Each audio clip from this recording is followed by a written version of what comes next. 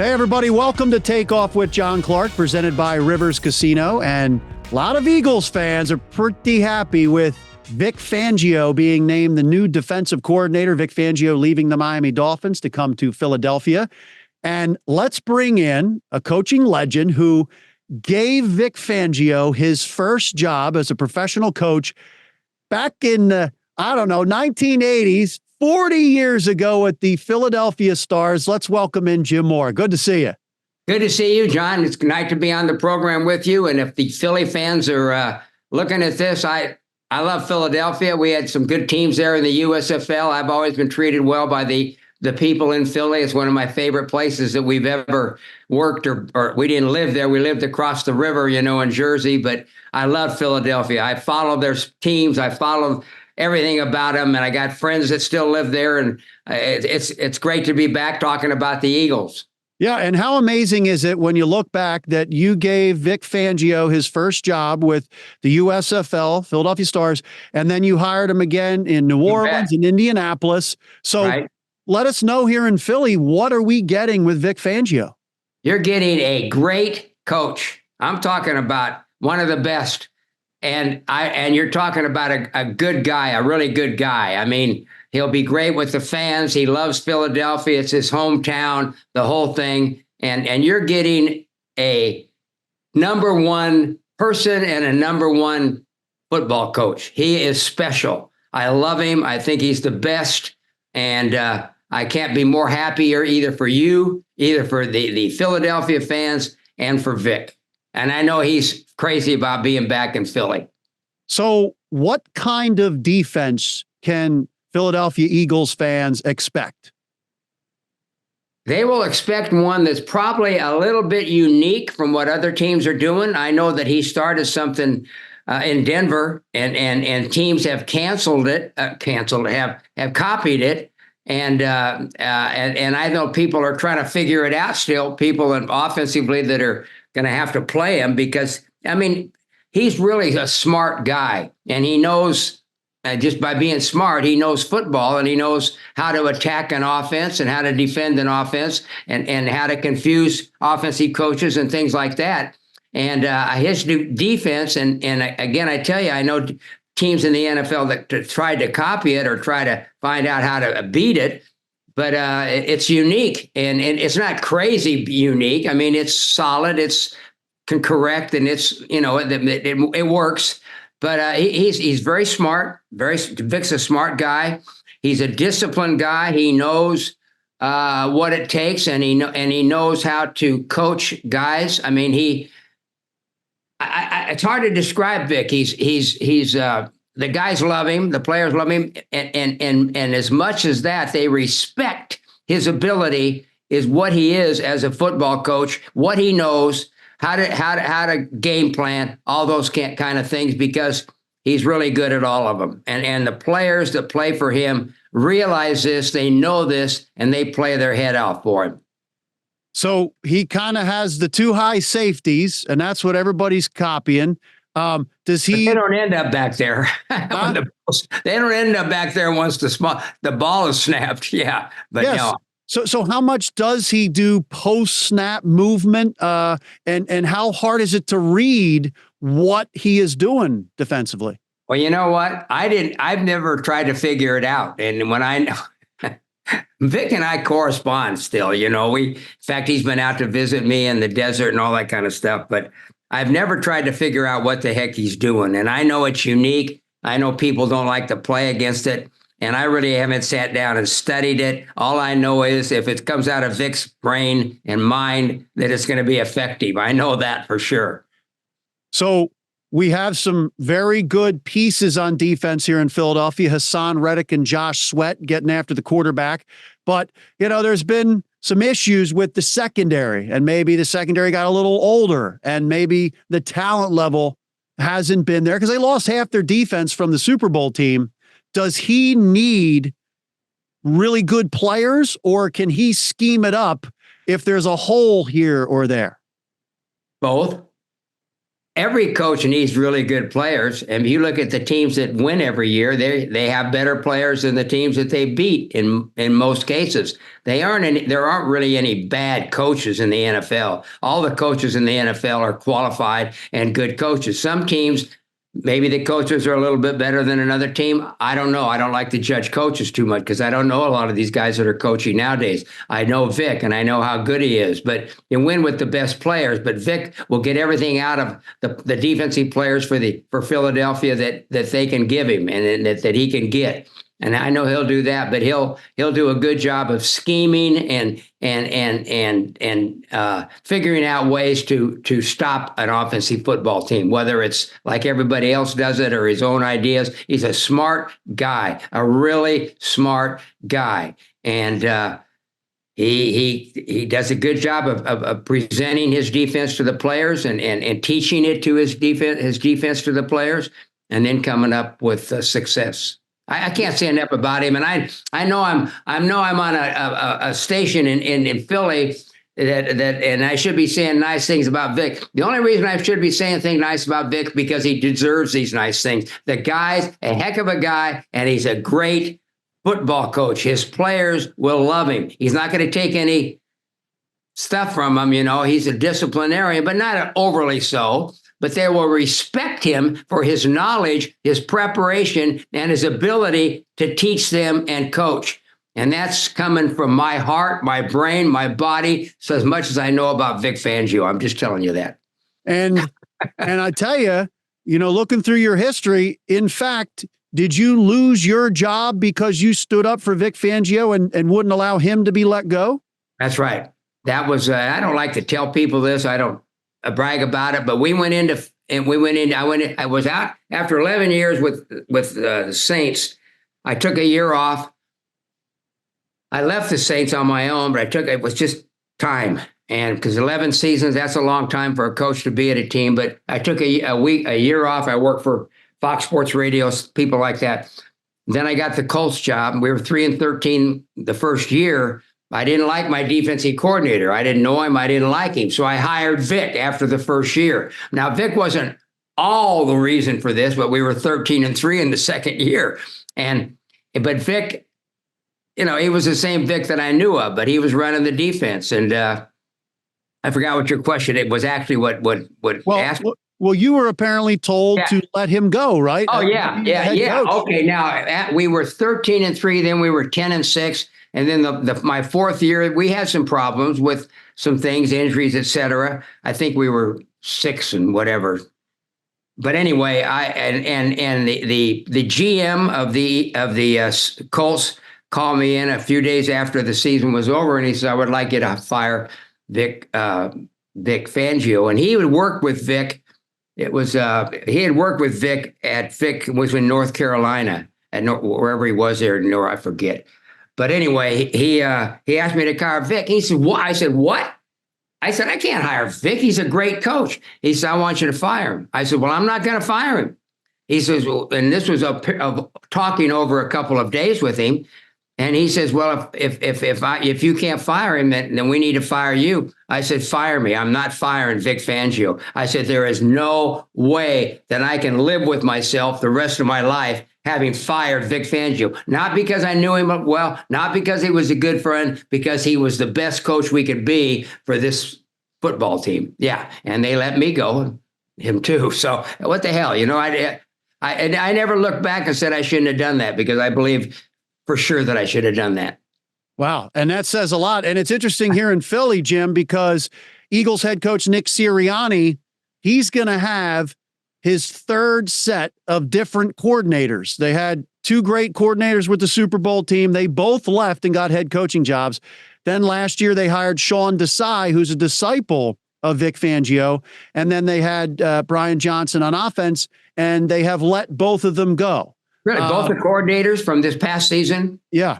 Were fired? Basically? Yes. Okay, they didn't leave on their own. They were fired? Exactly. And so it's interesting because now Nick Sirianni is going to come back as the head coach for a 4th year, but he is going to hire a new offensive coordinator and is going to let the offensive coordinator run their offense. He says they're going to be in charge of it. And obviously Vic Fangio is going to run the defense. So have you ever been in that situation where you were in fact kind of like a CEO head coach and you had your offensive and defensive coordinators, they had complete autonomy?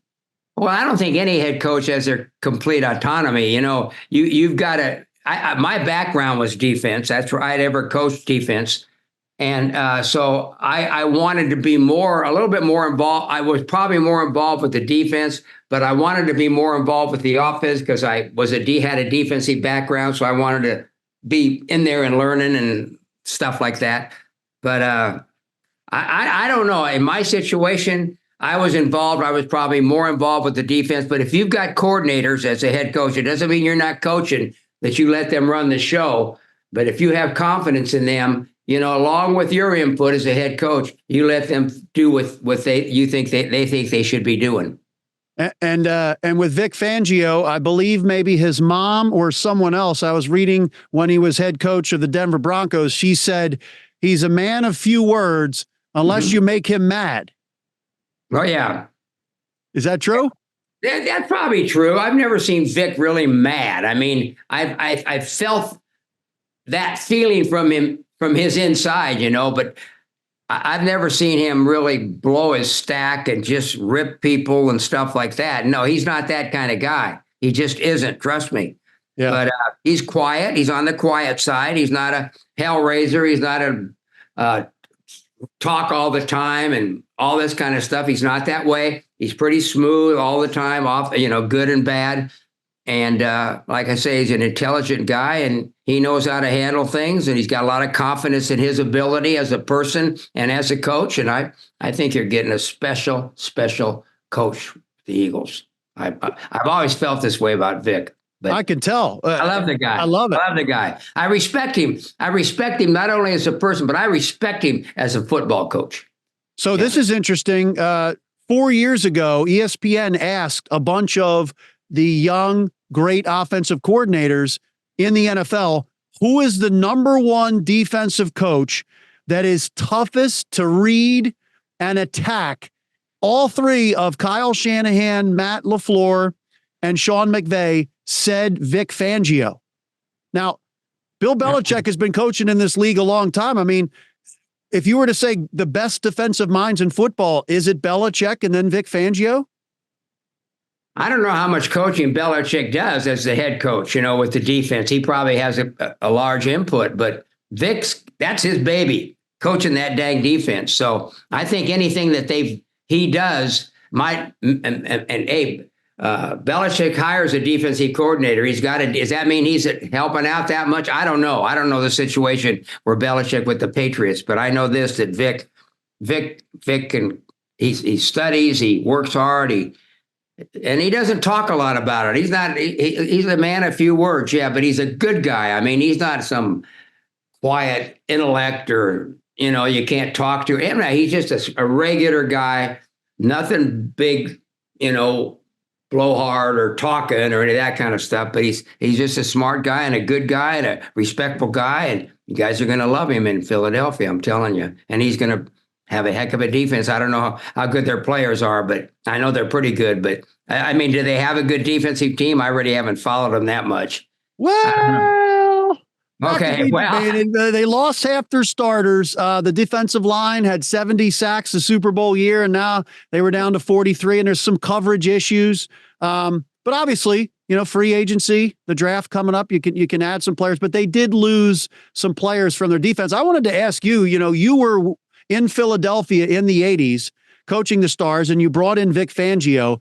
And is that where he developed his love of the Phillies, or was it before that? Because you guys both played at the Vet, right? The Stars and the Phillies? We played at the Vet, right. Yeah. Do you know what's the question? Do you think that, did he hang out with some of the Phillies there? Did he go to the Phillies games? Is that how he kind of fell in love with the Phillies?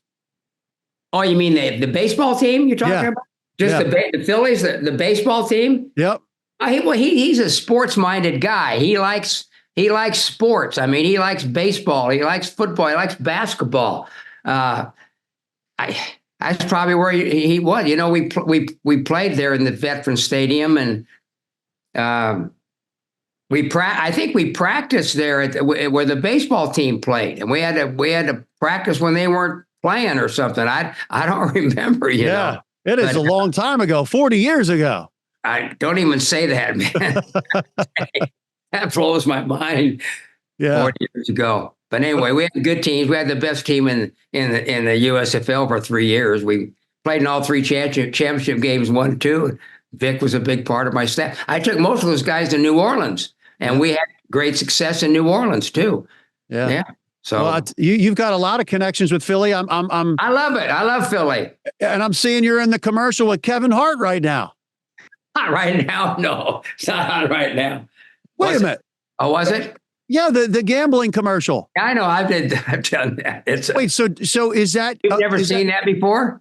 Well, wait. So did they take your press conference from back then? No, that was a made up press conference. And I went out to Malibu one day and did it, you know, and yeah, that was, you're talking about the playoff press conference. That was the most any press conference I ever did.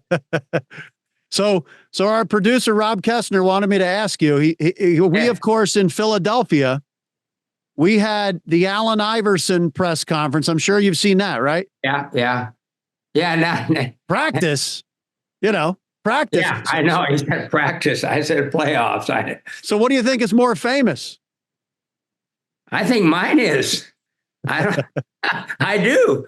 I walk down the street a lot, and some guy walked past me, and then I'll hear him say playoffs. You know, it's crazy, but I made some money with the deal. I don't know. You should. You deserve it. I used to be a little bit hold back a little bit, thinking it was kind of a goof. It wasn't goofy. I mean, it was a serious question. In a press conference after a game where a guy says, "Do you think you lost today? Do you think this was when I was at Indy, my last year?" He says, "You lost today, coach." He says, what does this do to your chances to make the playoffs?" And I'm not going to do it right. And I said, playoff. I said it more outward than that, but I said, playoff. We're just trying to win a dang game, basically, and that was it. So. I hear it all the time. I mean, like you say, it's a dang commercial for. So still to this day, you could be somewhere and you hear it, like you turn around. Oh, yeah. Oh, yeah. I could be. Sure. Sure. Now I'm getting more stuff. I'm getting because of this commercial that they have, DraftKings has, I'm getting emails and texts from friends, or not friends, but people I've known that I haven't talked to for 20 years, 30 years. And they say, we saw your deal on that your commercial and nice going or something like that. One guy, he didn't like it. He said he didn't like Carl Peterson. Carl and I are friends. You know who Carl Peterson was? Yes. And the Dick Vermeil's guy. He was with the Philadelphia Stars too. Yeah. Carl was the GM of the Stars. Yeah. Yep. So Carl and I stay in touch and stuff. He didn't like it, but I know he did like it. He was just giving me trouble. Yeah. Why wouldn't he like that? I don't know. I think, you know, the boxing announcer who says, "Let's get ready to rumble." Yeah. He gets $10,000 if anybody says it. I think you should have, like, at some point, the trademark copyrighted it, so you get like $50 every time somebody does it. Yeah, that would have been funny. No, I don't care. I've made some money with it, but it's no big deal. If like I said, first of all, I thought it was. I don't want to. It wasn't a goofy thing when I did it. I didn't mean it to be, and it wasn't that big a deal. I mean. But I don't know. It's turned into something a little bit crazy. So, and I'm not as embarrassed about if somebody asked me to say that. You know what I said? If somebody I didn't even know, or if they text me and said, "Say it for my son" or something like that, I'll do it. Basically, I wouldn't have done it 5 years ago. I'll do it now. I'm kind of have fun with it. What the heck? That's kind of my approach. Yeah. And you know what? I think it's so cool because, Henry Winkler, the actor, I remember one time he said there's like 4 generations of people who think of him in a different way. Like some people know him as Fonzie from Happy Days. Some people know him from The Waterboy, right? Yeah. And then he's got a children's book now. So he goes through an airport. He says some little kids come up to him. So I think it's pretty cool because, Jim, now there's some kids who see that commercial and they know you for that. Well, whatever. Entertainer. No, I'm not an entertainer. No, it was great stuff. I was always, I didn't really hold back much in press conferences and things like that. I just told them what I was thinking. I love it. I love it. And it was such a natural, genuine reaction. That's why people love it. So what? It's over with. So let me ask you, you're on Cameo, right? Do people ask you? I do a Cameo thing. Yeah. I started doing it about 2 years ago. And, they'd ask for different reasons why they would like a response from you. And I've enjoyed doing it. It doesn't take much time and I make a little money and I buy my lattes with that money and things like that. Anyway. That's great. I mean, do people on Cameo ask you to do it for their kids? Yeah, I get, I got one today. I got to do one today. I got 2 days to do it, but it's from a wife of a guy that wanted me to say something. I kind of glanced at it to her husband about something. He's a big he's a big Denver fan. Denver's playing in the games this weekend. He said, my husband's a big Denver fan. Could you express your opinion of what you think his chances are or something like that? But I get crazy ones too, So anyway, it's fun. I enjoy doing it. Yeah. I don't mind. No, it's cool. It was such a natural reaction. I mean, just when I said I was going to interview you about Vic Fangio, that's what people imitated because you got a great personality and it was such a natural reaction. I love it. Right with me, doesn't bother me. On my tombstone, it's probably going to say playoffs. Forget that. Hell with how many games? No, I'm having fun with it now. Hey, before I let you go, do you have any great memories or stories of Philadelphia or anything really funny that happened in Philadelphia? Do you know Dick Vermeil here in Philadelphia? He was so into his job as a coach. He used to sleep in his office. And they told the story, I guess, at training camp. They were inside after camp and they were studying film. And I guess it was late at night and they heard like all this sound. They heard, not bombs, but it was fireworks. And Dick is like, what is going on out there? And they said, Dick, it's the bicentennial of our country. Yeah, Dick. He was so wrapped up in his work. Do you have any good stories or fun stories? The only story I know, the only one I remember, and it was in Veteran Stadium, and it was at the USFL game, and all of a sudden, I don't know what the situation it was or anything, but I'm standing on the sidelines, and I noticed fans during the game on the field. And I don't know why, but they were out there, and they had to stop the game, but the fans were. The Eagles, those fans are something special. And they were out there and I don't know if they were mad or happy or whatever. Might have been when we were going to win a game and they just came out there to celebrate. I don't know, but they had to stop. The game wasn't over yet. They had to stop the game and get them off the field and all that kind of stuff. But you always knew those fans were back in the stands and either booing you or clapping. I love coaching in Philly, but we won. And that makes a big difference. But those fans were fabulous. And when I went to the Saints, those Saints fans, because they'd been losers forever, but they stuck with their team. And once we started winning, they got fired up and they were great fans too. Yeah. No, it's great. Pretty cool history that 40 years ago, you gave Vic Fangio his first job. Now it's full circle for him. I love it. I love it for Vic. I'm going to call him tomorrow. Yeah. That's great. Probably they're working already. I don't know. Yeah, that's what he does. Apparently, his brother in that article in the Denver Post said that as they had won a huge game, and then he went out to dinner with his family, and Vic was already starting to diagram the X's and the O's and the scheme and stuff like that for the next game, and the family just wanted to have a little dinner. He's a fun guy to be around. He's not like a professor or something like that, but he knows his football. But he can go out and have a good time and stuff too, and he's good person, good friend, good guy to know and be friends with and stuff. He's very professional, and that's great. Yeah, and he'll love being back to Philly. I know that. Well, that's great. We appreciate your time and my pleasure. Congratulations. Maybe he'll invite me back to an Eagle game next year. There you go. We will see you in Philly. That would be nice. Yeah, I'm sure Vic will have you back. You guys get out to play the Rams or anybody or? We will go out and play the LA Rams. The Eagles coming play year? the Rams. Yeah. Okay, I'll make Vic's get me tickets. Yeah. There you go. Good. He owes you. You gave him his first Damn right job. he owes me, you know. Really appreciate the time. It's My good pleasure. to see you. My pleasure. Congrats on a great career. Thank you. And enjoy the Cali life out there. It's beautiful. Hey, celebrity cook Steve Martirano is bringing his Italian-American cooking back home to Philly, where it started. Enjoy Martirano's Prime at Rivers Casino and Steve's famous meatballs with Sunday gravy, prime steaks, and more. So make reservations for Martirano's Prime on Open Table. I've been to the one in Fort Lauderdale. I'm glad it's back in Philly. We are now joined by someone from our area who is going to be in the NFC title game, Lions at the 49ers. Let's welcome in Craig Reynolds. And Craig, from Willow Grove, Abington High School, Kutztown to the NFC title game. What's this moment like for you? Oh, it's a great opportunity. The 49ers are a good team. We got to go across the country and deal with them. It'll be fun, man. The energy. We're excited. And we're just excited to get it started, man. But the city's excited. We're excited. It's going to be a fun one.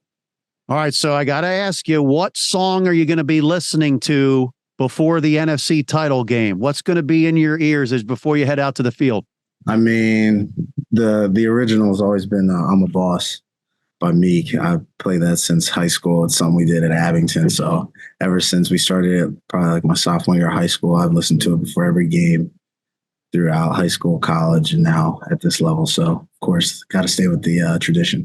So you got that Philly flavor before you head out there. Yes, sir.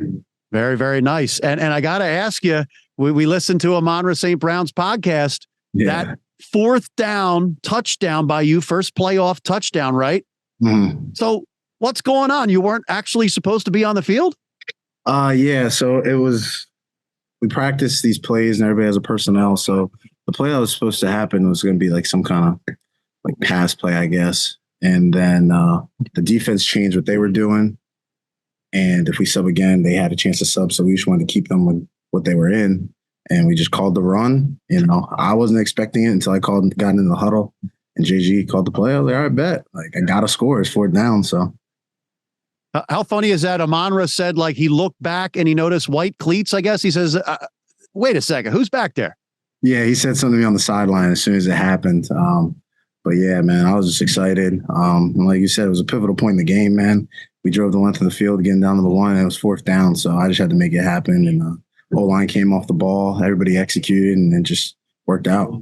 So at what point, take me through it. Like, at what point, like, why did you run on the field? And then at what point did you know you were going to be handed the ball? So I'm jogging on the field. I'm anticipating a certain play that we practiced all week for this situation. And then once I got into the huddle, play was not what I expected.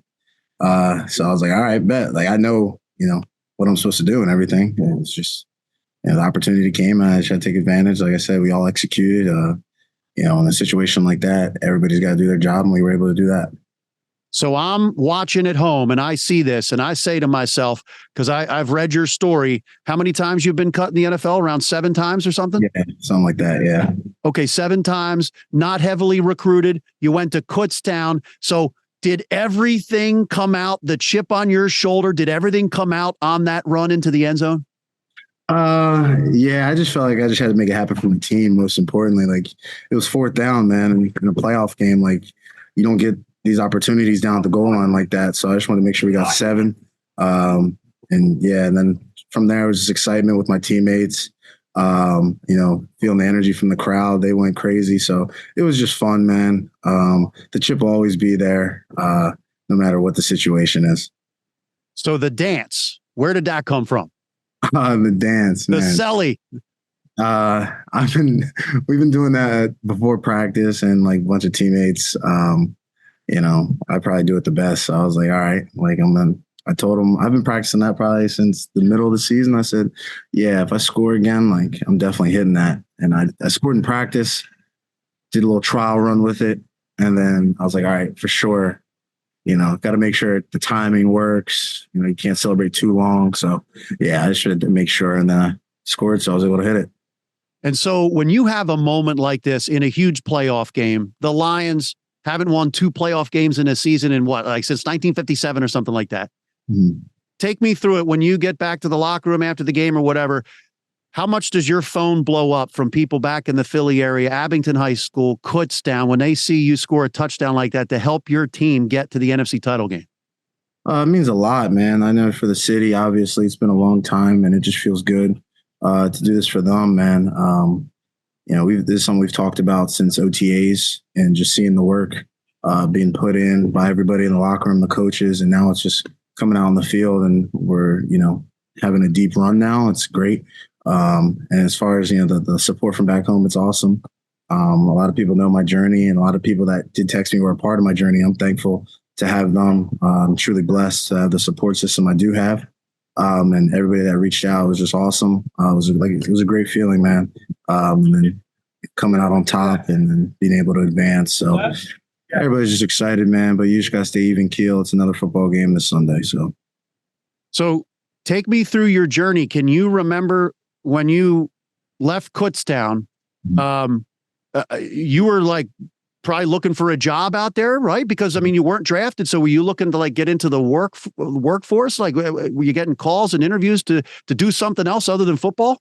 Yeah, the goal was definitely to play at the next level, whether it was NFL, CFL, I don't know. I just still wanted to play football. I enjoyed playing it, but I also did take some job interviews, an insurance company, had a good relationship with the owner, and just wanted to make sure, I graduated my degree from Kutztown in marketing. So I kind of made sure I had a plan, because you never know. But, God's plan prevailed, and I was able to get opportunity in Washington and then just go from there. I'm truly blessed.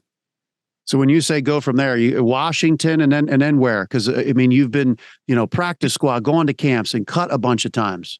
Yeah. So I went to Washington on a tryout basis, made the 90-man, camp ended, was cut, went to their practice squad, was elevated, played 3 games for them, and then was cut, went to the Falcons practice squad, stayed with them for the remainder of that season, all the way into the next year, was released by them, and then went to Jacksonville, was on and off with Jacksonville with roster movement and stuff. And then after that season, I ended up being released when Urban Meyer was hired, and then ended up in Detroit the following camp.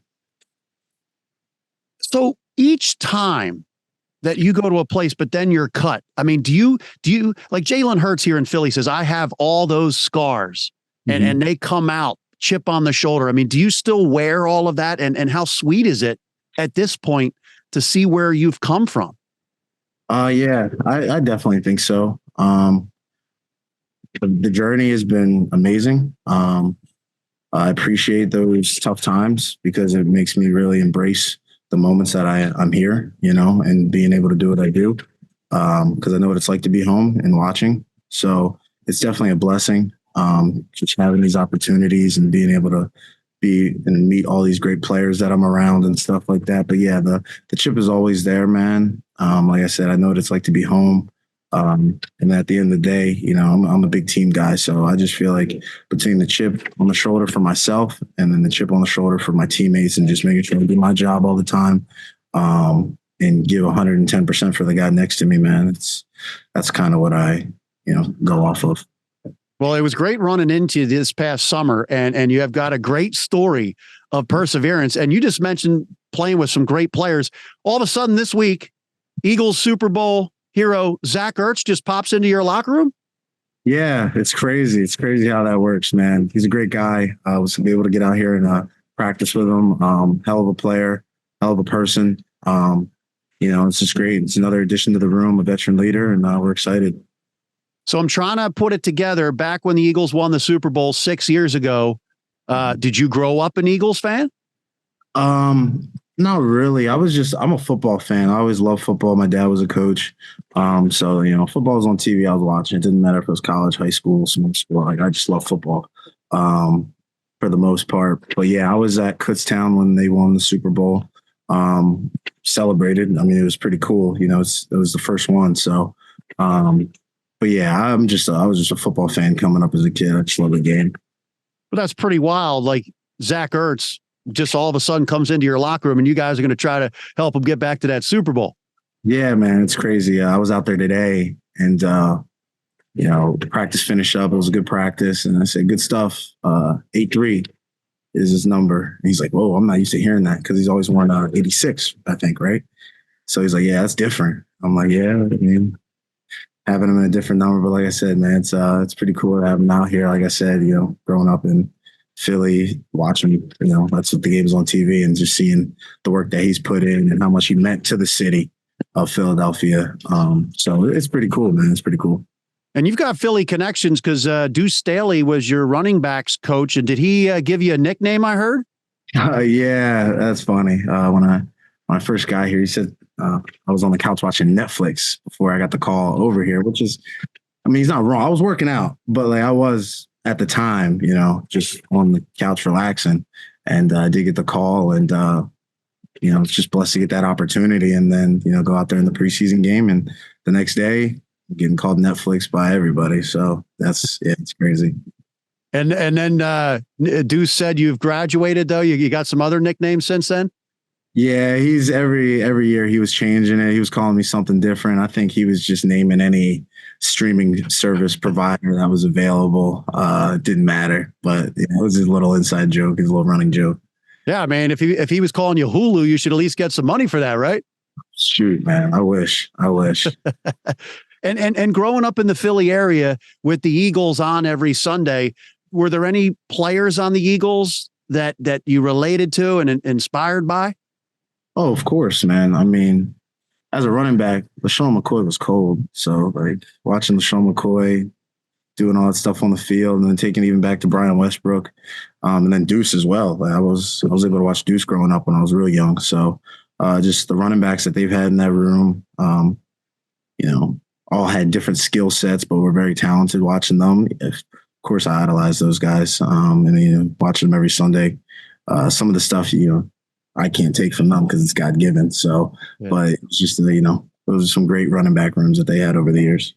Yeah. And were you more of a Sixers fan or an Eagles fan growing up then? I'll say this. I'm a Sixers fan. I do every time I'm home. I try to go to Sixers games. Huge fan. I was there. I think they won a playoff game back when I think Kevin Garnett was on the Celtics. And Drew Holiday was the point guard. I was up in the nosebleeds, waving the rally towels back then when the process was first started. So, you know, I'm a huge Sixers fan for sure. So who was your like biggest player when you were growing up? Who did you love watching play for the Sixers? Allen Iverson, of course, man. I had a jersey. I was wearing that jersey. It was, I'm a little kid, but I tried to hold on to that Allen Iverson jersey all the way. It was tight. I was still trying to wear it just because AI was the man. Like who didn't be like AI? So, yeah, probably Allen Iverson for sure. When you're on the football field as a running back, do you ever kind of picture yourself with the crossover, the AI move? Yeah, I mean, shoot, man. I know the receivers try to use that crossover on the releases, man. That 1-2, but you know, you can try to mimic it, but nobody's going to be what AI was on the court out there, man. Like that, the quickness, the agility, the craftiness. You try to mimic it, but yeah, he was a different breed. Yeah, it's a big week for you then, scoring the touchdown in the playoff game. You see Joel Embiid dropping 70. Yeah, it was that was crazy. I got the notification. I didn't watch the game, but I got the notification. I said, "Hold up, what?" And I had to go look at the stat line. You know, you see it all over the social media and stuff. But yeah, it's dope for him, man. I mean, in the city, just to have that 70 is crazy. So, and as a big man too, I feel like that's wild. So, yeah. And by the way, on the NBC broadcast, we saw your Lions teammate, who is also from the Delaware Valley, Jonah Jackson. Yeah, Jonah. Yeah. He's shouting out on the broadcast, Media Elementary School. Yep. That's my dog, man. We give, you know, me being from Montgomery County, and he's Delco, I think. So yep. We give each other a hard time. Whose football was better, you know, and coming up in high school and all that stuff, you know. So I'm gonna say Montgomery County, Suburban 1. You know, he'll say otherwise, but yeah. So if you had an introduction on the broadcast, would you go? What would you go with? You think from the Philly area? Shoot, I'd want to give. Well, it's real quick. I'd probably say Kutztown. Yeah. And then if I had another game or another opportunity, I'd go to Abington. I'd probably switch back and forth or something like that. That's pretty cool. What does it mean to you? There's only been a handful of guys from Kutztown. A lot of guys overlooked, but there's only been a handful of guys to play in the NFL. You've got, of course, Andre Reed in the Hall of Fame. But what does it mean to you to be representing them at this level? It's dope, man. I have a good relationship with Andre. He shoots me a text every now and then, just giving me support, man, which is dope. He's a Hall of Famer. I was there at Kutztown when he got his gold jacket and the stadium named after him. But man, I'm thankful. I'm blessed. It's been a dream of mine since I was a little kid, and since I walked into Kutztown, I always thought, why not me? Why can't I be a guy from Kutztown that makes it to the NFL? So ever since then, I just put the chip on my shoulder and put the work in. And the biggest thing now is I just want to be motivation for, the next Division II, Division III small school kid, or the kid that's not highly recruited coming out of high school right now. Just to keep working, man. Be your own biggest critic, and just take advantage of every opportunity you get and stay hungry. That's my biggest thing right now is I want more PSAC guys in the NFL, more Kutztown guys in the NFL. We're trying to make it, a norm. Well, you are a great example for kids growing up, especially here in the Philly area, that maybe are overlooked and then have to fight through getting cut all the time. Before I let you go, I want to ask about your brother. So what have you learned from your brother? Obviously, your brother had the same dreams and hopes that you are living out right now. So what do you take from what has happened to your brother? Is he still in prison? No, he's home. Okay. Is he going to be able to watch you? Yeah. He tunes in all the time. Yep. Yeah. Yeah. It's awesome. Is he ever going to be able to get to a game? Yeah. He came to the Baltimore game earlier in the year this year. That was the first game. Got him on the sideline. But yeah, he was able to come on the field. That's my biggest thing. I just wanted him to experience it too, because I still remember being, in our kitchen and just talking about dreams and what we wanted to do. And, he's been with me every step of the way. And I love him, obviously. So it was just cool. It was a surreal moment having him out there. The game didn't go our way, but him being there pregame and just soaking it all in and seeing what it's like. It was definitely awesome. And it's interesting because does he kind of tell you maybe that he's living a little bit of that dream that he had through you? Like, does he kind of envision himself in you a little bit? Because you have made it. I'd say he's probably just proud of me, man. We talk all the time. He's hard on me at times, like it's needed. He's a big brother, but it's just great to share it with him. I don't want to say he's like living through me, but I'm definitely sharing this with him. I try to send him all the footage, tell him what's going on, just from in the locker room, on the field and stuff like that. Just sharing the experience with him. It's definitely dope. And it's just all love, man. I'm thankful that he's home now. And, it's not just like catching SportsCenter highlights when it's on the TV. It's like he can watch the game and, feel the energy and all that stuff. So, and then him coming to the game, it's been dope. And is it pretty cool after those experiences in the other cities and getting cut and trying to find your way in the NFL? Do you feel like you've found a home with the Lions?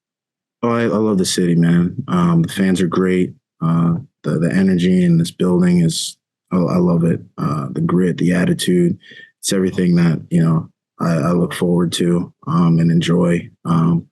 And yeah, it's a little chilly. It gets cold here, but besides that, I love it here. And I know since you've been through a lot in your journey, do you have any tattoos on you that kind of remind you of your journey or anything like that? Or any reminders that you carry around with you or in your locker or daily reminders? Oh yeah. I try to keep them everywhere, man. I write my goals down, sayings I write on my tape during the game, just, whenever you're feeling tired or as the ebbs and flows of a game go, just looking down at the tape and, having reminders like that. And then, tattoos. Yeah, I have a bunch, man. Me and my brother have a matching tattoo. I have the logo on me. There's a bunch. but yeah, I definitely, I like, tattoos, obviously. So I feel like, just on the journey, I've always want to, see where I've come and how long and how hard the journey was to get where I'm at. So I kind of express it through the tattoos. Well, I'll tell you, Abington High School, I know they're probably all Eagles fans, but now they're going to probably be Lions fans this weekend and rooting you on, because you're a great example of perseverance and wanting it and putting in the hard work and getting there. So congrats to you, and we wish you the best here from Philly. Man, I appreciate you guys. Appreciate you, man. Thanks for having me. Yeah, and it was great running into you this summer, and then see you on TV going to the NFC title game. Big touchdown. It's pretty cool. Yeah, man, it's crazy how things work. Oh, mom, so flagrant.